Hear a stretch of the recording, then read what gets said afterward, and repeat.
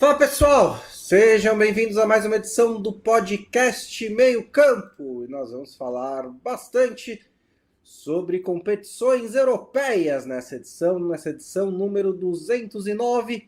Tivemos os últimos 8 jogos dos 16 avos de final da Champions League, a fase dos playoffs, e alguns grandes times foram eliminados e outros conseguiram, né, dar a virada, conseguiram vitórias inesperadas e teve também time sendo eliminado de maneira dramática. Nós também vamos falar um pouquinho sobre Liga Europa, sobre Conference League e sobre os confrontos que foram sorteados nessa sexta-feira para as oitavas de final, mata-mata, né? Vai se afunilando. E, né, Lobo, nós que somos críticos do formato da Champions League, nunca fomos contra essa fase de mata-mata, né? Meu ponto sempre foi justamente que a Champions League começa agora. A questão é você chegar a esta fase e a partir de agora a gente começa realmente a ter Champions League, porque quem perde é eliminado da Champions League. Porque até a oitava rodada lá da fase da Liga, você podia perder vários jogos e não ser eliminado da Champions League. Teve um outro time que foi, né? O Napoli tá fora, faz parte desse obituário do futebol italiano que todo mundo quis escrever ao longo da última semana, mas tinha bem mais margem de manobra, né? Agora é isso. Teve uma noite ruim em Istambul, tá eliminado. É isso. É curioso como. Tem muita coisa, né, que fica variando aí. Tem alguns discursos que são meio prontos e encaixados, assim, já em momentos estratégicos. O futebol italiano morreu. Na Copa do Mundo, a gente tem alguns que a galera deixa na gaveta há 4 anos, esperando pra você usar uma cartinha. Que é tipo, os times africanos são muito fortes. Os times asiáticos correm muito. São clichês de gente que não, né, normalmente não acompanha muito, mas é o que você falou. A questão do formato pra gente é igual quando se discute o Brasileirão de pontos corridos. Mas é legal quando o oitavo elimina o primeiro e tal. Não, ninguém discute que em jogos eliminatórios existe uma tensão maior e tal. A questão é que assim, aí você transforma o campeonato até ali em qualquer coisa, não vale nada e é inútil e tudo mais.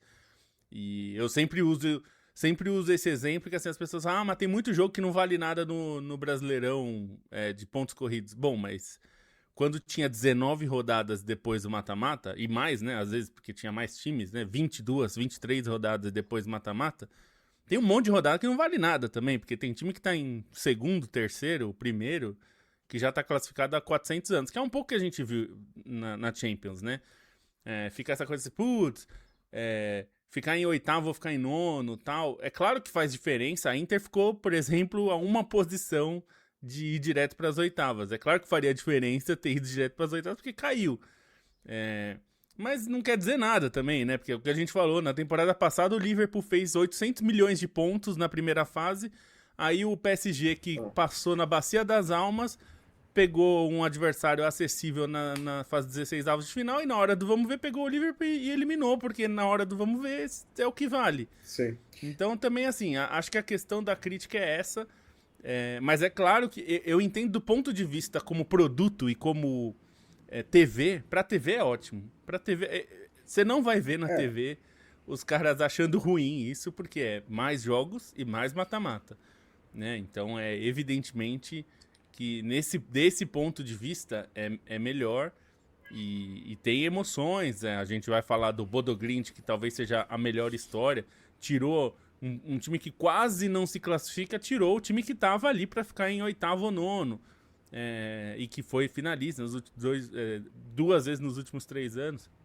Então, claro que tem uma história ali, mas é, a questão é assim, no mata-mata você sempre proporciona isso, né? Se você fizer mata-mata desde a primeira fase, digamos, igual era a Copa dos Campeões, né? Que a gente chama aqui no Brasil. O Napoli pegou o Real Madrid quando foi campeão com Maradona. O sorteio não tinha amarras, né? Naquela época, porque não tinha time do mesmo país, né? uhum. pegou o Napoli campeão italiano pela primeira vez na sua história, com Maradona voando, pegou o Real Madrid. Aí foi um jogão, caiu, foi eliminado e morreu. Foi inclusive esse jogo que foi um dos motivadores usados por muito como exemplo de que, putz, a gente precisa de uma fase de grupos, né, para esses times não morrerem tão cedo, etc. Então, porque eles não queriam criar um sorteio só para privilegiar as ligas mais fortes também, porque também ficaria muito na cara. Enfim, são questões, assim, se você fizer, é isso, se você fizer mata-mata desde o começo, também pode ter um monte de jogo emocionante e pode ter um Bodoglint chegando na semifinal.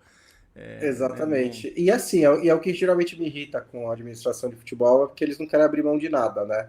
Então, assim, tem mais um mata-mata, mas também tem mais fase de liga, porque é o que dá não é o que dá o dinheiro, né? Os jogos de mata-mata dão mais audiência, mas a fase de liga é a base, né?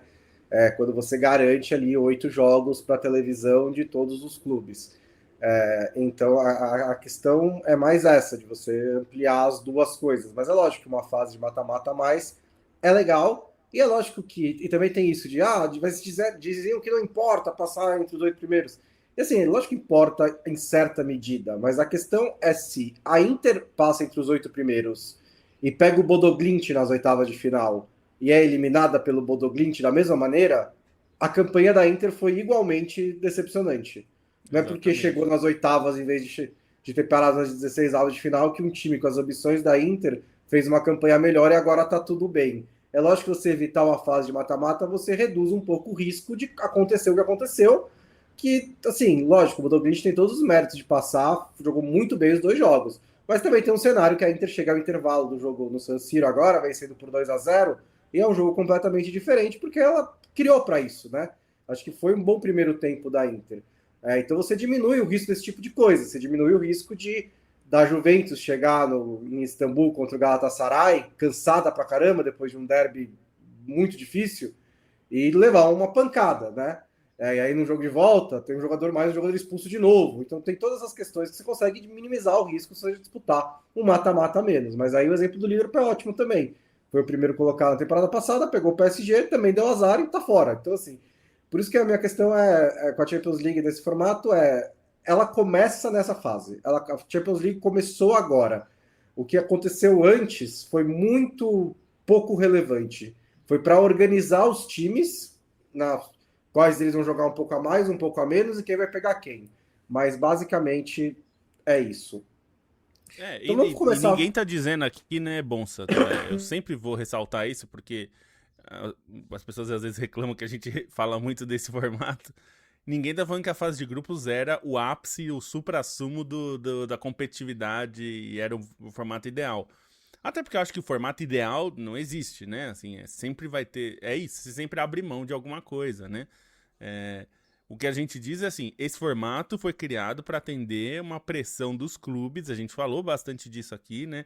A sombra da Superliga estava no ar naquele momento e os clubes queriam mais Real Madrid, Liverpool e menos Bodoglint e Manchester United, né? Porque naquela época o Manchester United ainda existia na Champions, né? Agora tá sofrendo.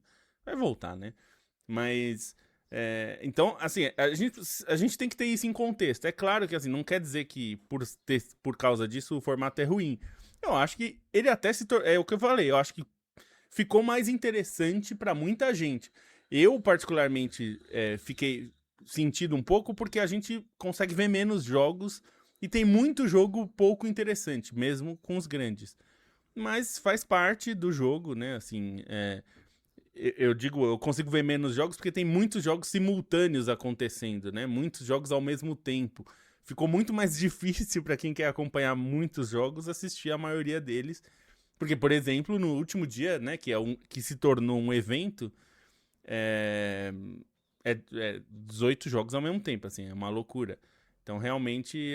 Então, assim, eu acho que pro público, em geral, esse formato é melhor. As pessoas vão gostar mais, porque as pessoas não são malucas de assistir todos os jogos, ou quase todos. E um mata-mata mais, tem mais emoção, tem mais chance de um Bodoglint ir mais longe. Então, eu acho que, no geral, o formato é melhor para as pessoas, como um todo. Então, assim, eu tenho as minhas críticas, mas é isso, faz parte. Isso é uma discussão batida já, né? E Sim, claro sim, é que faz só diferença o para oitavo. introduzir. E assim, pra Inter faz diferença. Esse é um outro ponto também, né, Bonsa?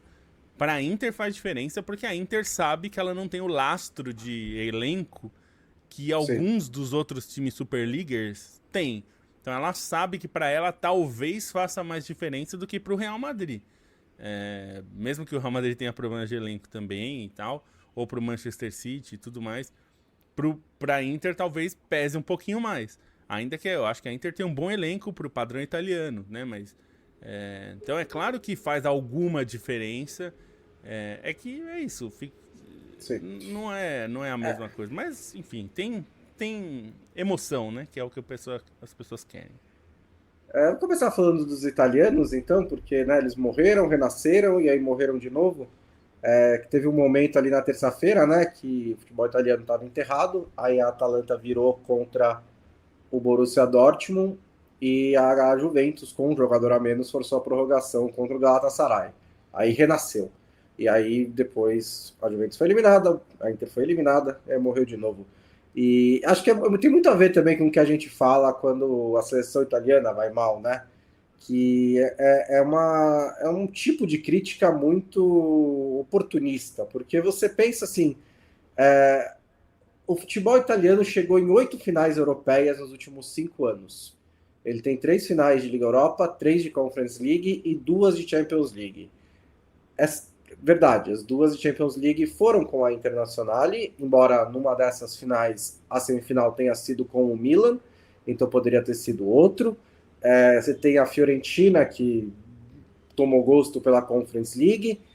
Na Liga Europa você teve a Roma, você teve a Atalanta, você teve a própria Inter. Mas são times que estão indo bem, né, no futebol continental, com frequência nesses últimos 5, 6 anos.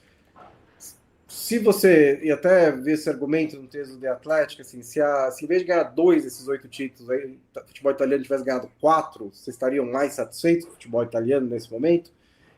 E o quanto que também é circunstancial, né? Algumas das derrotas, assim,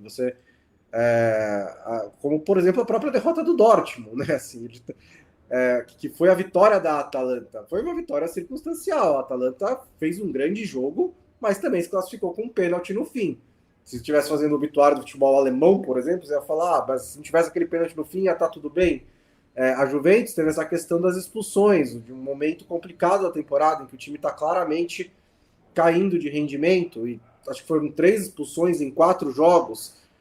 E a Inter, que é um time, como você disse, que tem menos opções de elenco do que os outros superpotências, em parte porque ele até tem um elenco para o futebol italiano, um elenco melhor do que a média. Mas grande parte desses jogadores que a Inter tem são jogadores veteranos, de mais de 30 anos, que estão começando a ser retirados do time, estão começando a ser, né, substituídos entre o time titular da Internazionale, mas são jogadores veteranos. E aí você perde o Lautaro Martinez também no jogo de ida, que é o principal jogador, não tem o Lautaro para volta. Você tem jovens atacantes aparecendo. O Esposito poderia ter marcado 2 gols de cabeça no primeiro tempo. Ele teve essas oportunidades. Então, pode dizer que você está arranjando desculpa ao futebol italiano. Não é. É que as margens elas são realmente assim, pequenas em jogos eliminatórios.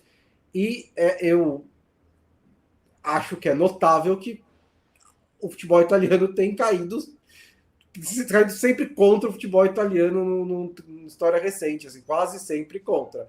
Mas eu acho que é muito mais circunstancial do que um sintoma da morte do futebol italiano. Isso posto, o futebol italiano está atrás dos outros em algumas questões, né?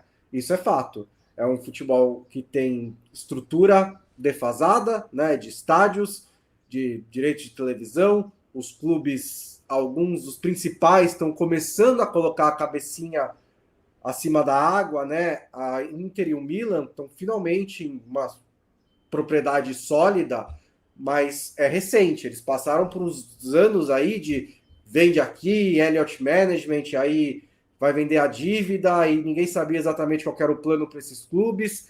A Juventus está tentando sair de uma crise financeira gigantesca que ela se colocou, né, por meio de fraude e Cristiano Ronaldo. Você tem um Napoli que está se fortalecendo, a Roma está tentando também chegar lá. Então, não é que está tudo bem com o futebol italiano, né? Mas chegar só com um time nas oitavas de final da Champions League não é necessariamente o sintoma do momento em que o futebol italiano está nesse momento em termos de clubes. É isso. Não, eu vou lembrar aqui, Bonsa, você certamente se recorda que se discutia muito na imprensa inglesa qual era o problema do futebol inglês, que não ganha a Champions League. A gente é a melhor liga e não ganha a Champions League. Isso passou um pouco porque o Liverpool ganhou, né? E voltou a chegar, aí teve, enfim, voltou a acontecer. Mas durante algum tempo a gente viu, principalmente pré-2018, acho, né? Que tava mais. Porque teve o título do Chelsea em 2012 e ficou essa, pô, mas e os times ingleses às vezes não estavam chegando nem na semifinal. E ficou essa discussão. E ninguém discutia exatamente a força da Premier League, porque era muito claro que a Premier League era forte. Mas é que existe, eu acho que tem, no caso do futebol italiano, tem um pouco essa. Digamos, tem um verniz de realidade para uma conclusão que eu acho equivocada. O futebol italiano não é o melhor da Europa. Assim, o campeonato italiano, isso é um fato. Acho que quem assiste os jogos, sabe disso. Não é o melhor. Não, acho que não é nem o segundo melhor. Né? Acho que é fácil de dizer que pelo menos a Espanha está à frente. Pelo menos. Acho que tem uma discussão em relação à Bundesliga, mas talvez esteja à frente ainda a Bundesliga. Acho que dá para dizer que é melhor que o francês, que o campeonato francês. Mas não é por muito também, porque hoje em dia eu acho que o campeonato francês tem suas qualidades também. Eu não acho que é um campeonato tão ruim quanto as pessoas dizem que é, porque também é outra cartinha do clichê que as pessoas usam, né? De campeonato francês, é uma porcaria e tal. Não é isso.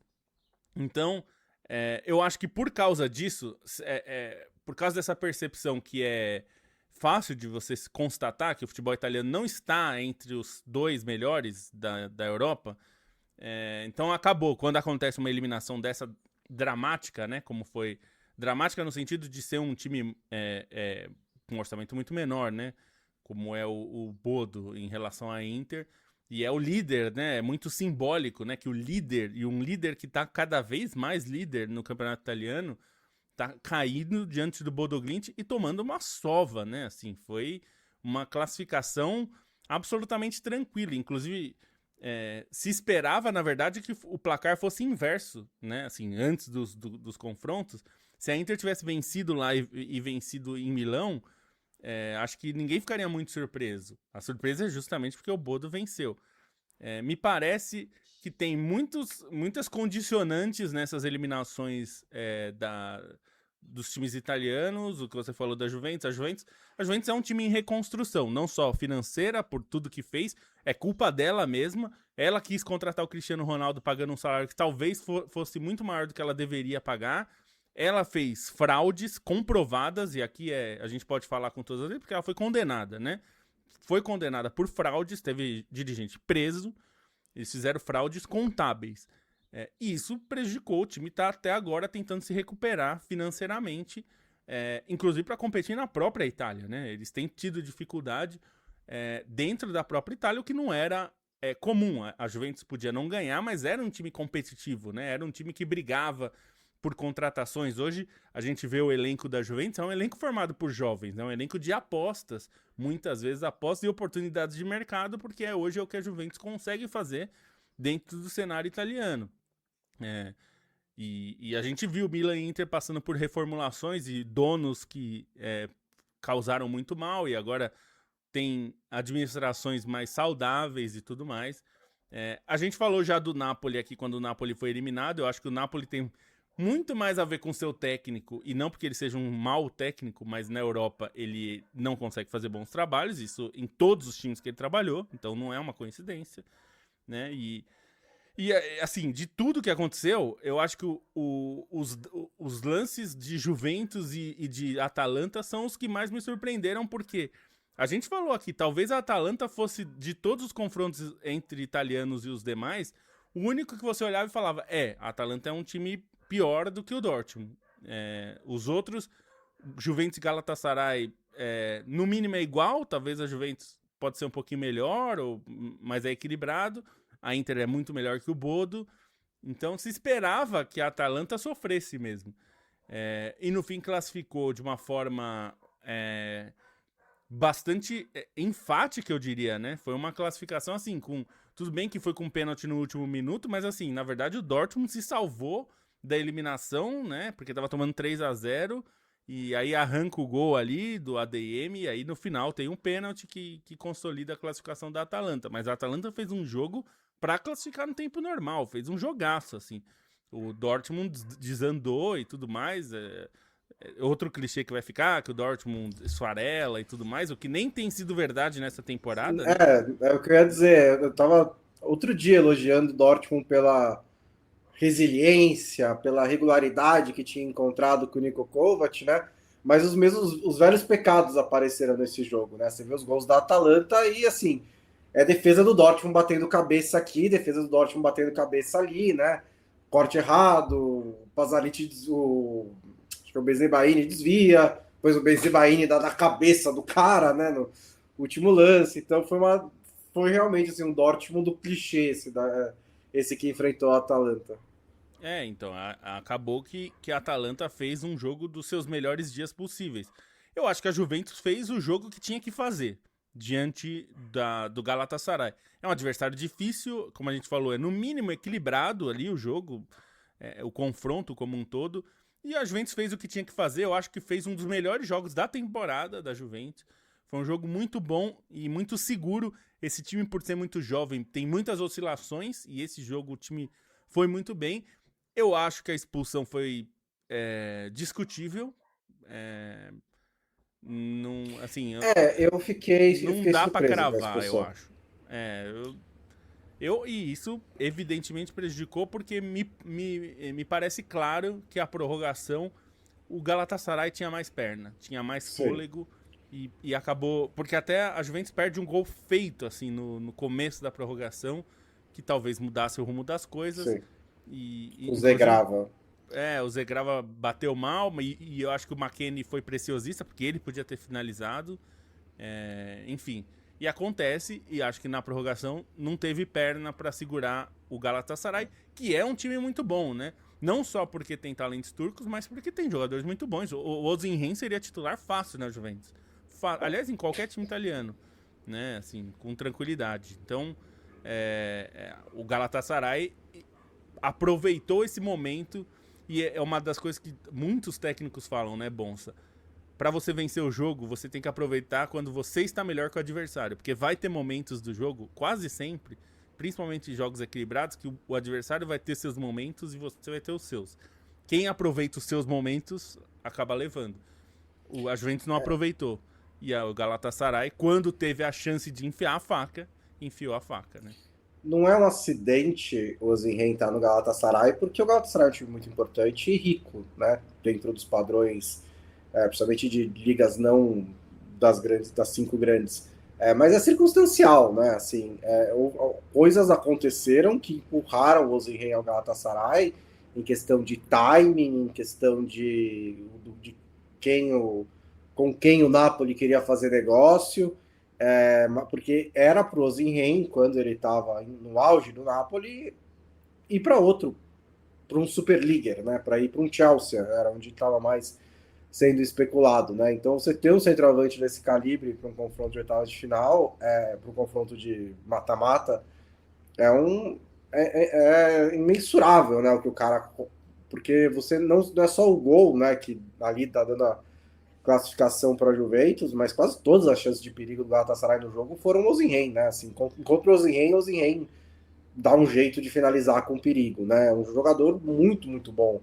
E aí você ainda tem a experiência do Gundogan no meio-campo, que ganhou mais títulos do que todos os jogadores da Juventus juntos. Você colocar, né? Provavelmente. Então,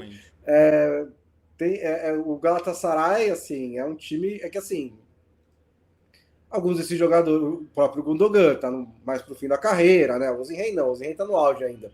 Mas tem alguns jogadores mais veteranos ali, talvez em 30 rodadas não consiga, mas se encaixar na Champions League pode ser realmente um adversário muito perigoso, e é lógico que a expulsão influenciou muito, né? Assim, e eu fico muito em dúvida mesmo, porque ele cai com o pé, não parece ser agressivo, né? Não parece ser de propósito. Então, eu não sei se eu teria expulsado o Lloyd Kelly ali. É lógico, eu já tinha amarelo, né? Então, acho até que é mais discutível dar um amarelo que aí seria expulso. O VAR chamou para expulsar diretamente, que aí eu realmente não consigo entender.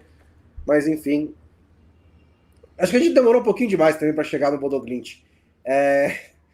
Que teve o resultado mais relevante, né? Assim, mais chamativo, assim. A gente falou um pouco da parte da Inter, né? Mas da parte do Bodoglint, que é um time que está assim, que acompanha futebol europeu a fundo, como a gente sempre fez, tá no radar mais ou menos, né, desde 2017, 2018, quando se recupera no futebol norueguês, ganha pela primeira vez, e aí meio que começa lá uma dinastia, e que no futebol europeu também de vez em quando aparece, né? De vez em quando aparece o Bodo Glimt, é tipo 6-1 na Roma, é tipo Bodo Glimt, aí chegou numa semifinal de Liga Europa na temporada passada, perdeu pro Tottenham, e agora tá fazendo isso na Champions League, né? O que é mais relevante, porque quando o Bodo Glimt, o futebol norueguês, assim, perto dos outros centros, é muito menos rico, assim, terrivelmente menos, né? O dinheiro que os clubes lá trabalham é muito menos. Então, quando o Bodo Glimt vai bem na Conference, na Liga Europa, você fala, tá, ok, tá mais próximo, né? Aí pega um Tottenham, não é já é outra história, ok. Mas tá fazendo isso na Champions League, né? E tem a questão de que alguns acham que torna mais difícil, mas pode ser que também torne mais fácil, que a gente não está jogando o campeonato norueguês, então está só focado na Champions League. Eu acho que hoje, que nesse momento do calendário em que as competições estão uma indo atrás da outra, né, e os times estão tendo que equilibrar o elenco, manejar fadiga e tudo mais, eu acho que pode ser uma vantagem sim para o Bodo Glimt. E tem muita gente tentando entender, né? Qual que é o segredo do Bolognit? Tipo, não tem muito. Eu dei uma pesquisada e a galera só. O segredo do Bolognit. Porque muita gente tentou fazer essa matéria, né? Qual o segredo do Bolognit? E eles falam só do coach mental, né? O piloto de caça do Afeganistão, que foi contratado e que faz sessões individuais e que mudou a mentalidade do clube. E eu tenho certeza que isso ajudou.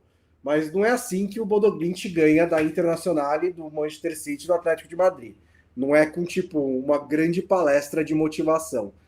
Ele é um clube que tem um bom treinador, que está lá há muito tempo, né? Que tem conseguido praticar um estilo de futebol muito bem definido e que tem os jogadores para fazê-lo, né? E você vê nos gols mesmo que o Bodo Glimt tem feito, né? Muita troca de passe rápida, é um time que trabalha muito bem a bola, é um estilo de jogo legal de ver. E eles fazem aquele rolê que todo clube inteligente faz, né? Que é contratar barato e vender caro. Basicamente, assim, eu vou dar uma dica para vocês. Toda vez que você vê uma surpresa de um clube no futebol europeu, é provavelmente porque eles fizeram isso. Eles contrataram jogadores baratos e venderam caros, reinvestiram e estão fazendo a roda girar. Todos eles. Atalanta, Brighton, Brentford,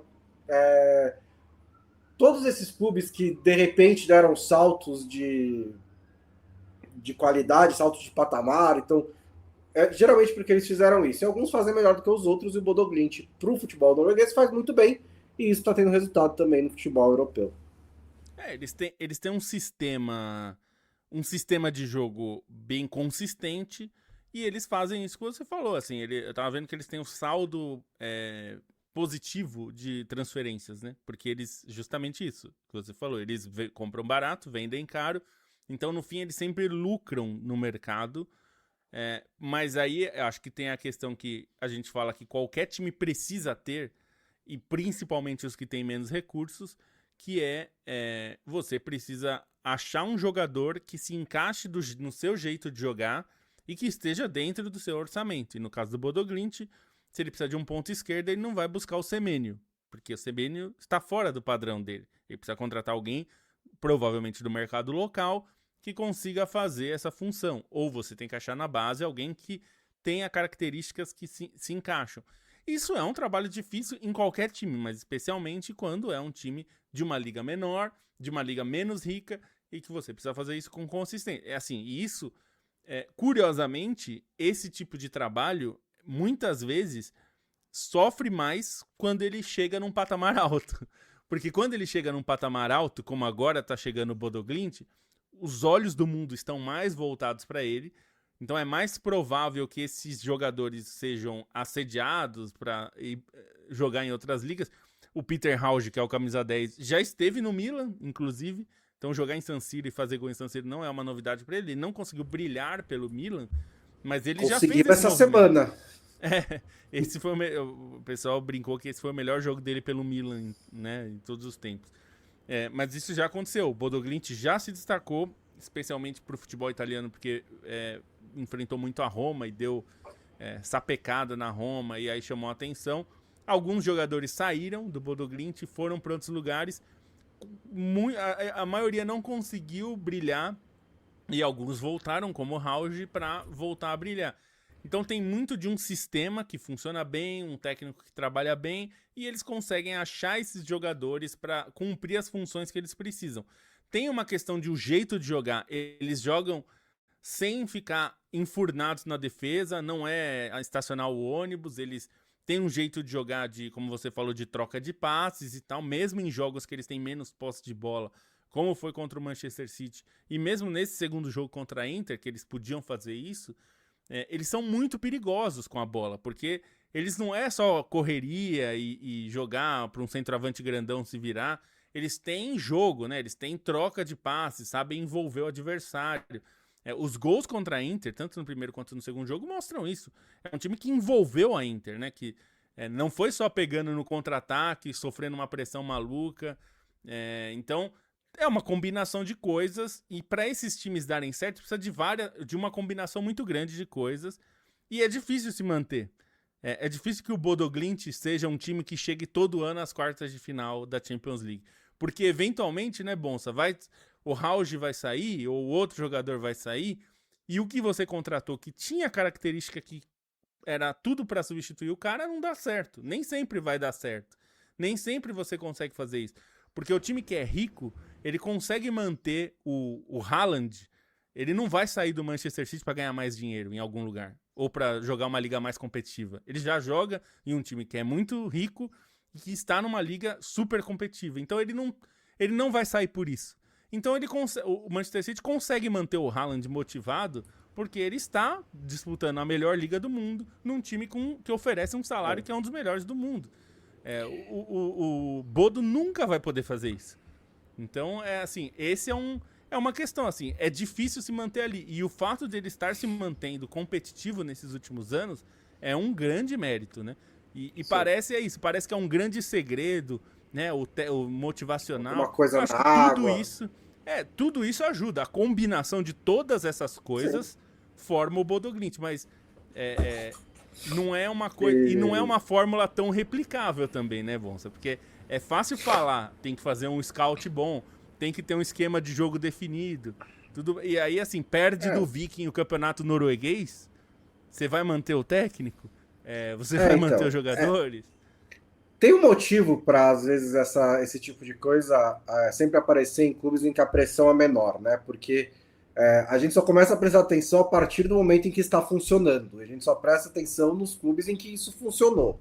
Os que não funcionou, eles só não aparecem, né? Sei lá, não sei se o Almeria tentou fazer isso e não conseguiu, e aí, sabe, isso não apareceu no nosso radar. Eu também, e assim, só a própria Atalanta faz isso também, mas só para fazer sobre os valores com que o Bodo Glimt trabalha, né, para dar essa referência, a primeira grande venda deles, né, que foi o Hauge para o Milan, foi menos de 5 milhões de euros. O que é muito pouco. A maior venda dos caras é 15 milhões. Que eles venderam o Albert Grombaek para o Rennes em 2024. Eles estão a patamar abaixo até do que a gente geralmente vê nesse tipo de coisa. Eles não foram os caras que venderam o Boniface para o Leverkusen. Eles foram os caras que encontraram o Boniface, venderam para o Union Saint-Gilloise que aí vendeu para o Leverkusen. Eles estão um passo atrás até desse mercado de ligas secundárias da Europa, né? Dessa cadeia. Eles estão um pouco mais atrás disso. Então, realmente, é bastante impressionante. E também eu acho que tem um pouquinho da questão ambiental, né? De você receber os times lá no Polo Norte, com o gramado que eles têm, e é um ambiente difícil de você jogar, né? É verdade. Ao mesmo tempo, eles ganharam fora de casa da Inter e do Atlético de Madrid. Então, também não é só a questão do mando de campo. Para terminar... Só para lembrar que o campeonato norueguês vai começar agora em março e acabou em novembro, né? Fechou a última rodada, são 30 rodadas. E o campeão, eu falei do Viking, não foi por acaso, foi porque o Viking é o atual campeão norueguês. Ganhou do Bodo Glimt com 1 ponto a mais o campeonato, então o pessoal até tá zoando, né? Se o Bodo Glimt é bom assim, imagina o Viking, que foi o campeão. E os dois classificaram para Champions League, mas como eles têm o calendário anual, né, assim como o brasileiro, o campeonato que acabou ano passado, em novembro, classifica para a próxima Champions League, né? Então, tanto o Viking quanto o Bodo Glimt estão nas fases preliminares da Champions de 26 e 27, né? Os outros confrontos, o Leverkusen e o Newcastle passaram, não tem nem o que falar, né? Foi resolvido na primeira partida. O Atlético de Madrid goleou o Clube Brugge com 3 gols do Alexander Sørloth, também nada de muito impressionante. E aí temos os últimos 2 confrontos. O Real Madrid eliminou o Benfica. Eu acho até que o Benfica competiu muito bem contra o Real Madrid, no geral. Acho que, principalmente dado como o Real Madrid, o Benfica começou essa temporada, né? Conseguir se recuperar para dar esse calor no Real Madrid num confronto de mata-mata de Champions League foi um grande feito. Mas claramente faltou um pouquinho ali, né? Um pouquinho mais de qualidade, um pouquinho mais de agressividade. O Benfica não conseguiu eliminar o Real Madrid, ainda teve uma bola na trave no começo do segundo tempo, podia ter empatado o confronto, e levou o segundo gol no contra-ataque, né? A maior parte do jogo do Benfica contra o Real Madrid foi se defendendo, mas teve que ir para cima, levou esse gol do contra-ataque. O Vinícius Júnior decidiu mais uma vez e dançou mais uma vez. E a gente também teve o Paris Saint-Germain, estranho Paris Saint-Germain, que sofreu bastante até com o Mônaco, né? O Mônaco foi muito perigoso até abrir o placar e empatar o confronto, aí depois teve um jogador expulso, né, o Koulibaly, o PSG logo virou o jogo, e mesmo com um jogador a menos, o PSG, quer dizer, o Mônaco conseguiu ameaçar o PSG e quase forçar a prorrogação, que seria um desastre para o PSG numa temporada em que eles estão tão cansados, em que os seus jogadores estão tão machucados, né? E a gente aí continua à espera do momento em que o PSG vai voltar a ser o time que era antes. E talvez eu só não consiga, né? Que é uma coisa que a gente tem que pensar também, né? O time da temporada passada foi um dos melhores times da história do futebol europeu de clubes. Então, assim, se o PSG não chegar àquele patamar de novo, eu acho que é normal. Acho que se ele conseguir chegar perto, continuar sendo um bom time, ainda é um ótimo nível para o PSG, ainda é um ótimo trabalho para o Luiz Henrique. E tá claro também que chegar àquele nível e manter por 3, 4, 5 meses custou muito caro, né? Na parte física, na parte mental dos jogadores, porque tá todo mundo se quebrando o tempo inteiro nessa temporada. E o PSG basicamente não teve, 2 semanas com o elenco completo em nenhum momento. Então também tem um pouco disso. Acho que ainda é um time extremamente perigoso de se enfrentar no confronto de mata-mata, e acho que ainda vai acabar sendo campeão francês. É difícil quando você tem um objetivo tão buscado como foi esse título da Champions, né? Quanto tempo a gente tá ouvindo a coisa do PSG ganhar a Champions, o projeto só será completo quando ganhar a Champions. E aí quando ganha a Champions, e aí fala, e agora, né? Tem que fazer tudo de novo. E o Guardiola já falou isso algumas vezes. Ganhar é muito difícil, mas manter-se lá em cima depois que você ganha é difícil, porque você tem que convencer o cara que ganhou tudo pra você que ele precisa fazer tudo de novo. Que ele precisa fazer todo aquele esforço de novo. Então é meio que assim, você subiu o Everest. E aí, quando você chega lá embaixo, você fala, agora temos que subir de novo. E é difícil mesmo, mentalmente é muito difícil, né? Você manter. E no caso do PSG, como você falou, fisicamente, né? E a gente tá falando de teve o ano da Copa do Mundo de Clubes e vamos ter a Copa do Mundo de Seleções. Então, muitos desses caras estarão nas seleções deles, dos seus países, jogando a Copa do Mundo. Então, nem na próxima temporada o PSG vai estar realmente recuperado, porque muitos desses jogadores vão estar disputando a Copa do Mundo, ainda que, claro, nem todos vão chegar longe, né? Nem vão ficar até o final. Mas tem o desgaste, né? Jogar uma Copa do Mundo é um desgaste grande. É claro que esses caras se esforçam ao máximo. E às vezes até o esforço da Copa gera uma consequência para o clube, né? A gente viu o Umtiti, por exemplo, que era um jogador de Copa do Mundo, um nível super alto, mas ele jogou uma Copa machucado em 2018, que custou basicamente a carreira dele, né? Ele nunca mais se recuperou porque ele jogou bem lesionado, se soube depois. O Umtiti jogava pelo Barcelona, teve várias lesões em sequência depois porque ele não conseguiu se recuperar. Isso prejudicou a carreira dele. Não tô dizendo que ele era para ser o Beckenbauer, não era isso, ele nunca seria isso. Mas isso custa. O Kaká viveu a mesma coisa. Para jogar a Copa de 2010, ele fez sacrifícios que provavelmente custaram a carreira dele no Real Madrid. Porque ele não se recuperou no Real Madrid, né? Não esteve fisicamente apto no Real Madrid quando o Real Madrid precisou. E ele perdeu espaço, o Mourinho deixou ele para trás. Enfim, então é difícil isso. Porque às vezes, por exemplo, o Dembélé tá se recuperando e eu tenho certeza que ele quer jogar a Copa. E a França é uma das favoritas. É difícil, né? Você não querer estar num time que pode ser campeão. E aí, de repente, ele joga com algum esforço, não tá 100%, e aí piora uma lesão e tal. Às vezes até pode ganhar o título e tem uma consequência pro clube, né? Então, tudo isso acaba prejudicando. E aí, até o DVCM13, que perguntou do foco do Bodo, acho que você tá falando isso já faz, assim, desde janeiro, né, Bonsa? É claro que jogar uma vez por mês, ou 2 vezes por mês, no caso do Bodo, eu acho que é evidente que ajuda. Porque se você tem um calendário que joga 2 vezes por semana, é muito mais difícil manter os jogadores no melhor nível, no nível máximo, porque a exigência é muito grande, né? Então eu acho que ajuda. Não é isso que explica. Esse não é o segredo do Bodo Glimt, mas é claro que ajuda, né? É o contrário do PSG, talvez, né? Exato. Assim, eu acho que também tem o lado ruim, né? Que é um time que não tá em ritmo, que não tá em competição e tal. É que tem um equilíbrio, lógico, que você sempre tem que encontrar, e o futebol europeu, como o brasileiro, como todos, né? Deixou para trás há muito tempo. Mas assim, uma vez que você pega o ritmo, se você tem essa possibilidade de só jogar uma semana enquanto a Inter tem que ir até Lecce, fazer um jogo de campeonato italiano, nem foi super difícil, mas teve que entrar em campo, fazer todos os negócios, enquanto você estava lá só focado nesse jogo. Isso tudo ajuda, né? Isso também é um fator a mais.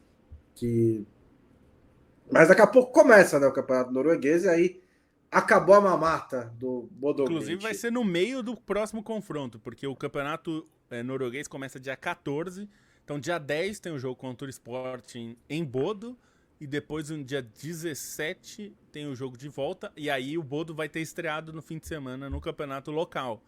Então, esse primeiro jogo contra o Sporting em casa vai ser o último que o Bodo tá dando 100% de atenção para a Champions League. Já no jogo de volta, ele já vai ter o mesmo problema que o Sporting de ter que jogar o campeonato local. E vamos lembrar que, embora a Noruega não seja um país tão grande, né? Bodo tá numa região bem ao norte, né? Então o Bodo é um time que viaja mais do que a média dos times noruegueses. Então isso também... E no caso do continente, viaja bastante, porque vai para Portugal, que no caso da Noruega é bem longe, né? Então também vai ter isso, né? Vai ser a primeira vez que o Bodo não vai ter folga para fazer essa viagem, né? Porque se não tivesse jogando no campeonato norueguês, podia viajar com tranquilidade, ir no domingo, ou, né? E ficar com muita... no caso, não vai ser assim, né? Vamos fazer por quadrantes.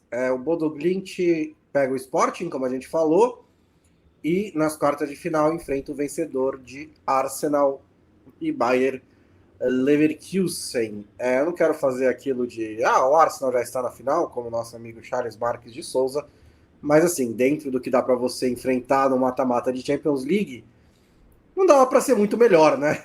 Do que o sorteio que o Arsenal pegou, pelo menos até as semifinais. O Leverkusen tem sido um time irregular nessa temporada, bons, maus momentos, é natural. É um time também que se reconstrói depois da saída do Xabi Alonso, da saída de alguns jogadores importantes, fez bastante contratação, mas inclusive boa parte do time que tem jogado é gente que já estava lá, né? Então é um time que está mais ou menos aí no meio do caminho. O Arsenal é um dos melhores times da Europa no momento, seria favorito contra quase todos os adversários, é bastante favorito contra o Leverkusen. E depois, se pegar o Bodo Glimt ou o Sporting, também será favorito, eu chuto até que mais do que contra o Leverkusen. E aí é ver se a magia do Bodo Glimt contra os grandes também se traduz contra o Sporting, que isso pareceu um pouquinho ofensivo ao Sporting, não foi minha intenção. O que eu quis dizer é assim, quando você enfrenta o City, o Atlético de Madrid, a Internacional, é uma mentalidade, né? Quando você enfrenta o Sporting, que também é um time grande, mas menos rico, menos poderoso, talvez o Bodo Glimt aborde esse jogo de outra maneira. Porque ele não é tão, ainda mais depois do que ele fez até agora, ele não é tão zebra quanto ele era nos confrontos anteriores. Então pode ser uma dinâmica diferente dos jogos que o Bodo Glimt fez até aqui, e aí a gente vê se essa qualidade do Bodo Glimt consegue se traduzir para também eliminar o esporte. A gente já viu isso outras vezes, né? Times conseguem uma grande zebra, na próxima fase pegam um adversário que é teoricamente mais fraco e perdem, por exemplo. O Paris FC, né? A gente viu Ah, na Copa da França. Eliminou o gigantesco Paris Saint-Germain, o vizinho rico. ele E foi aí na eliminado fase pelo seguinte. Lorient, né? Acho que foi pelo Lorient, enfim, acontece. O Sporting é melhor do que o Bodo, assim, do que a gente viu até agora na temporada, o Sporting é um time melhor. Não só pela camisa, pela tradição e tal, é um time que jogou bem, não é à toa que ficou entre os 8 primeiros, né? Conseguiu ali jogar bons jogos, então acho que é um time melhor. Acho que é natural que a gente pense que o Sporting é favorito diante do Bodo. Que eu acho que o Sporting, tanto o Sporting quanto o Bodo entram diferentes. Como você falou, o Bodo talvez se encha de confiança e encare esse jogo contra o Sporting de forma mais... Bom, é possível porque eu eliminei a Inter e já ganhei do Atlético de Madrid, já ganhei do Manchester City, e o Sporting também encare de maneira diferente. Talvez eles encarassem como, ufa, demos sorte de pegar o Bodo, e agora eles estão, vamos ter que tomar cuidado que esse time aqui tem perigos.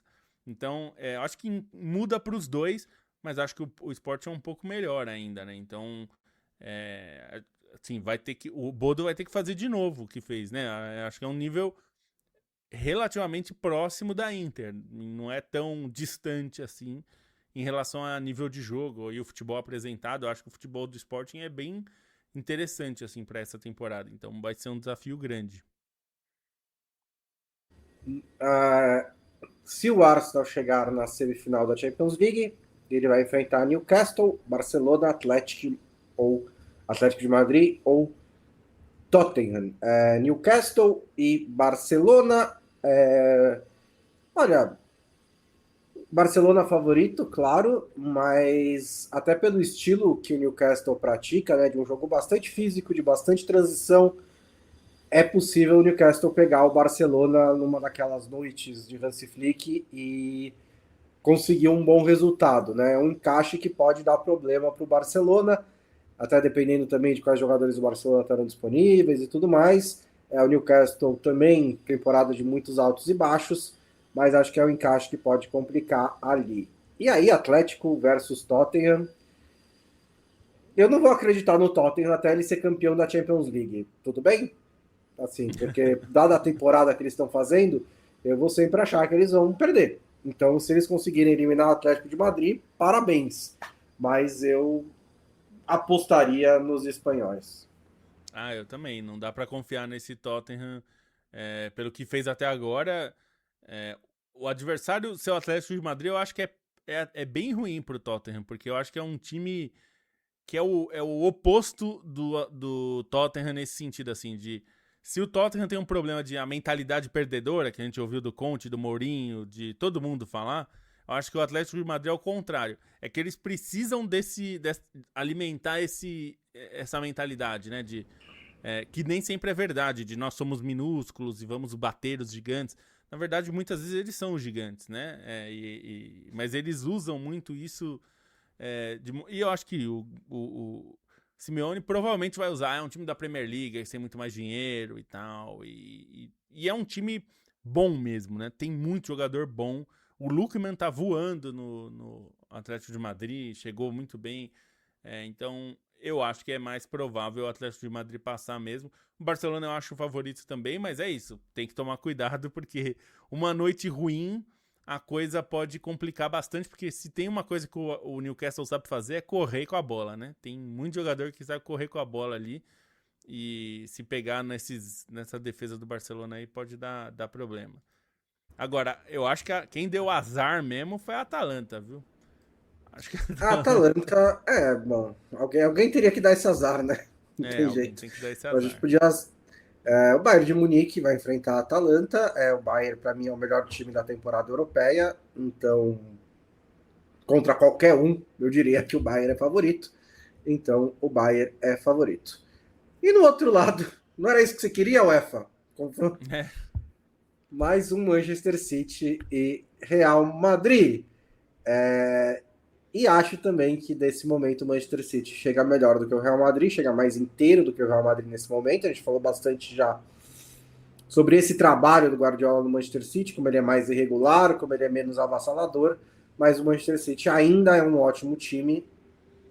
Eu acho que o Real Madrid teve uma temporada muito complicada, né?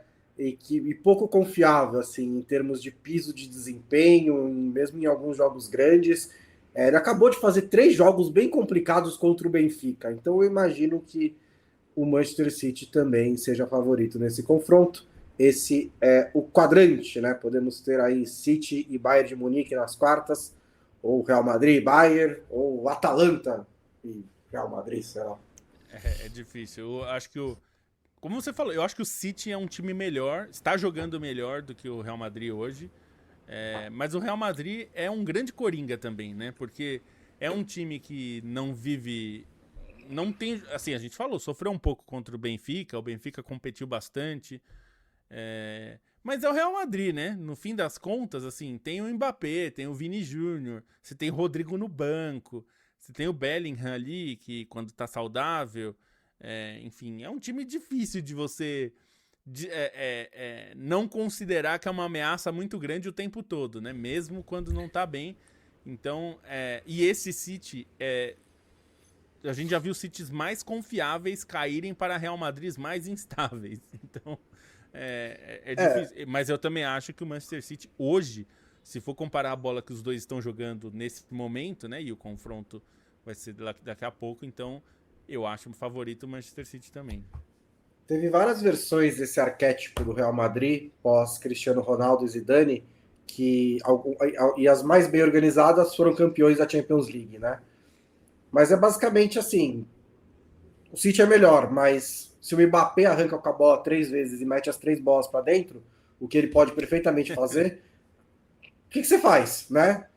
Ou o Vinícius Júnior, ou o Bellingham. Lembra do Bellingham? O Bellingham Rodrigo, era um jogador, né, de futebol. O Bellingham era um jogador de futebol inglês que, algum tempo atrás, jogava muita bola. Só que aí ele desapareceu, coitado. Tem alguns outros jogadores também que podem decidir pelo Real Madrid. Rodrigo, como você citou. Então, é sempre muito difícil, né? O Real Madrid tem os jogadores e tem essa aura. E aí depende de como você consegue organizar esse time. Quando eu digo as versões mais organizadas, as do Ancelotti, né? Conseguiram levar isso muito bem. Ele conseguiu encontrar um equilíbrio para o time usar essas individualidades e, ao mesmo tempo, ser relativamente bem organizado e saber dosar e administrar as partidas. Eu não acho que o Arbeloa está conseguindo fazer isso nessa temporada, nem sei o que o Arbeloa consegue fazer como técnico ainda, mas você tem essas individualidades, você sempre tem uma chance. Último quadrante. Ui, pode falar, Lobo. Não, pode. Vamos seguir. Último quadrante da Champions League tem Paris Saint-Germain e Chelsea, a reedição da final do Mundial de Clubes, o final da Copa do Mundo de Clubes. E no outro lado, Galatasaray e Liverpool. A gente já falou um pouquinho do PSG, né? Mas é isso, assim, qual que é o PSG que vai aparecer, né? Se apareceu do fim da temporada passada, o PSG vai chegar na semifinal e enfrentar o Bayern. Se aparecer esse PSG irregular, aí eu preciso saber qual que é o Chelsea que vai aparecer também, porque é outro time também que de vez em quando, né, encaixa boas partidas, passa semanas sem vencer e é também um trabalho muito em mutação. E com absoluta certeza o Galatasaray tem os recursos necessários para pegar uma noite ruim do Liverpool e ganhar essa eliminatória. Eu acho que é um confronto bem equilibrado, pelo que o Liverpool tem jogado no geral, talvez pelos nomes ali e tal, se dá um pouquinho de favoritismo. Mas o que o Galatasaray fez com a Juventus, ele pode muito bem fazer com o Liverpool. Ah, sem dúvida. Assim, acho que é muito claro que o Liverpool é um time teoricamente melhor, mas não, na prática não é um time melhor, né? Assim, é um time potencialmente melhor, digamos. O teto do Liverpool é mais alto que o Galatasaray. Acho que ninguém vai discutir isso. Agora, em bola, o que tem jogado de bola, aí acho que é bem equilibrado mesmo. Pelo que tá jogando, um jogo bom do Galatasaray enfrenta esse Liverpool que é super instável com de igual para igual, de peito aberto, inclusive, né? Então é um confronto realmente que é difícil de apontar ali.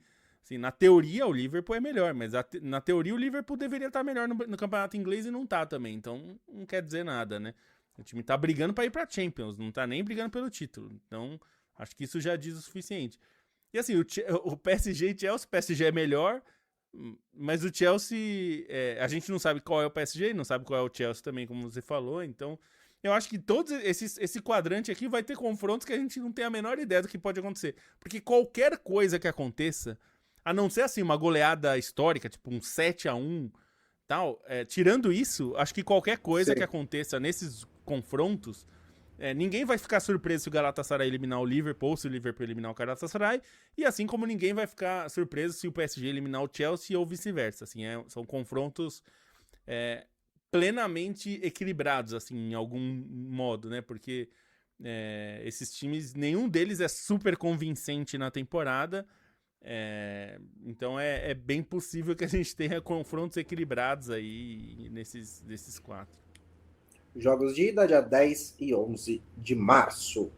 Passar rapidinho pela Liga Europa e pela Conference. Na Liga Europa, sem grandes surpresas, né? Nos 16 avos de final.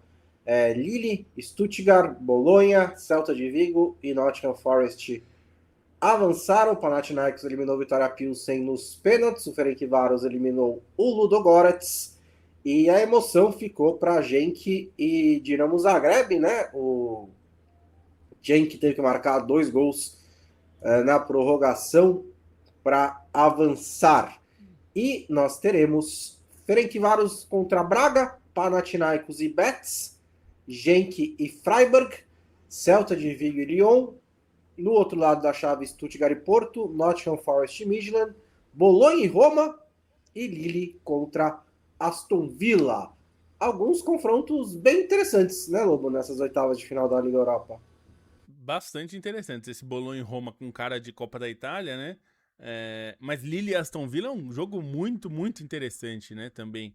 E mesmo se a gente pensar assim, a gente falou algumas vezes aqui, a Liga Europa com a Conference ajudou muito a Liga Europa a se valorizar mais também, né? Desinchou a Liga Europa um pouco. Então, assim, assim, quase todos os confrontos têm alguma coisa interessante. Mas Panathinaikos e Betis é um confronto interessante, assim. O Panathinaikos é um time que joga lá o inferno, que faz para jogar na Grécia. O Betis tem ali suas qualidades. Stuttgart e Porto é um confronto de camisas pesadas, né? Camisas de Champions League normalmente. Então, confronto bastante bom. A gente tem o Celta e o Lyon. O Celta se classificou aí de uma maneira jogando bem e agora o Lyon é um time que a gente espera mais, né? Espera bastante, tem o Endrick, tem tudo mais. Então são confrontos interessantes. O Forest vai enfrentar o Midland, né? E o Forest foi um que flertou, assim, levemente, suavemente com uma catástrofe, né? Assim, no fim deu tudo certo, porque fez 3-0 fora de casa, então era basicamente não estragar tudo, né, em casa. E tomou 2-0 e ficou com aquele gostinho de, rapaz, pode ser que a coisa fique feia.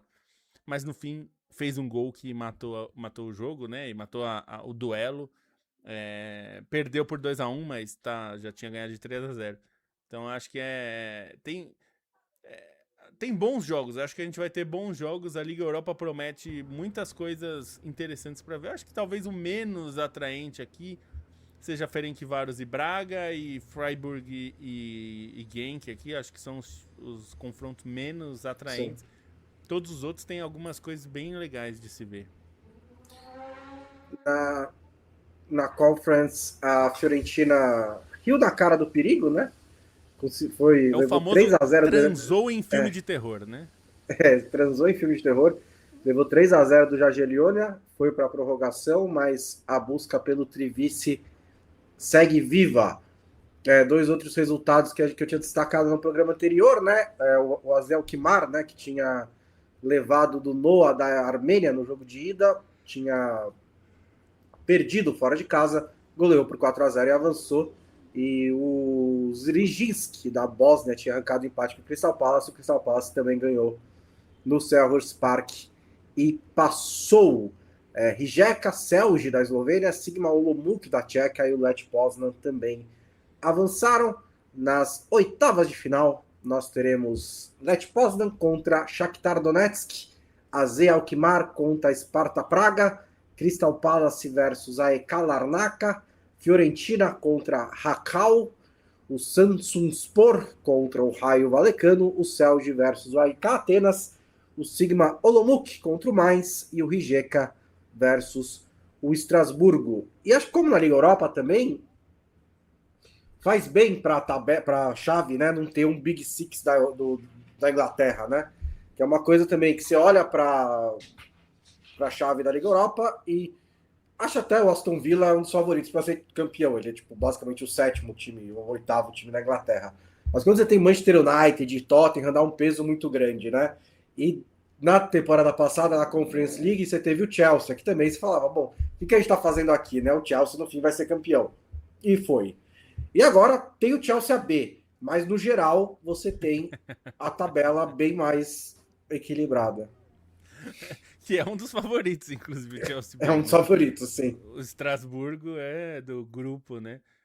A gente tem o Crystal Palace, mas não é Big Six, né? Então, a diferença, a gente viu... Mas o Crystal Palace é o tipo de time inglês que deveria estar disputando a Conference League, né? É verdade. É verdade. É o time, parece adequado, né? E os times com mais camisa, como é a Fiorentina ou talvez o AEK, são times que hoje não são tão competitivos assim e mesmo para Champions eles não conseguem chegar, né? Então, acho que é algo... de novo, a Fiorentina vai ser bem favorita, né? Contra o Rakow da Polônia. É um confronto que ela tende a ser favorita, mas a gente viu como a Fiorentina quase jogou fora a classificação, né? Precisou de prorrogação e mesmo a prorrogação foi uma loucura, né? Porque fez 3-0 fora, tomou 3-0 em casa, aí na prorrogação faz um gol, aí toma um empate, aí faz outro gol. Então, enfim, foi completamente maluco, né? Então, vamos ver, mas eu acho que essa temporada a gente tem a chance de ter um campeão da Conference League que vai valorizar o título. Porque o Chelsea meio que ganhou assim... o Chelsea ganhou e os donos receberam o time em Londres com aquela faixinha do meme. Parabéns, não fizeram mais que obrigação, né? Que é um pouco isso. O Chelsea basicamente usou o time reserva quase todas as... Pois é, não inscreveu o Cole Palmer na primeira fase, né? Na fase de grupos. Nem inscreveu, exato, porque não precisava, né? Então, acho que vai, nesse caso, mesmo que seja o Crystal Palace, que é um time inglês e tem mais dinheiro que a média aqui, ou o Mainz 05, que é um time alemão que tem organização, é um bom time, são times que valorizariam o título, né? Que comemorariam, teriam festas. Porque também você não vai ver torcedor do Chelsea falando, graças a Deus, nossa, ganhamos a Conference, que maravilha, tal. Então, acho que esses times que sobraram, todos eles vão comemorar bastante o título. Falando em mais, hoje faz 25 anos que Jürgen Klopp virou treinador de futebol. Então, um dia histórico para o mundo. E o Edson Santos abriu aqui, lembra que o Crystal Palace deveria estar na Liga Europa, ele tem toda a razão, deveria estar na Liga Europa, era para o Forest estar disputando a Culpa do Conference Textor. League. Culpa do Textor. Então é isso aí, nós passamos pelas 3 competições europeias, agora a gente vai ver todos os jogos do fim de semana e a gente fala sobre eles na segunda. Tem clássico na Alemanha, né? Agora vamos ver como é que o Dortmund vai lidar com o Bayern depois de levar essa sapatada da Atalanta. Vai ser pelo menos uma experiência antropológica interessante. Muito obrigado pela companhia de todos vocês ao longo dessa hora. Muito obrigado ao Felipe Lobo. Vocês podem nos apoiar se tornando membros no canal do Meio Campo ou assinando a nossa newsletter, Que, aliás, vai é chegar enviada. já, né? Vai chegar já. É enviada Pra quem tá vendo nas ao vivo. terças-feiras de maneira exclusiva para assinantes e nas sextas-feiras aberta para todo mundo. Nós vamos falar um pouquinho mais sobre os confrontos da Champions League na newsletter dessa sexta-feira. Você também tem acesso a ela sendo membro do clube a partir da categoria Centenário. Se você não puder contribuir financeiramente, contribua contando para os seus amigos, espalhando a palavra se você gosta do nosso conteúdo. Muito obrigado e até segunda-feira.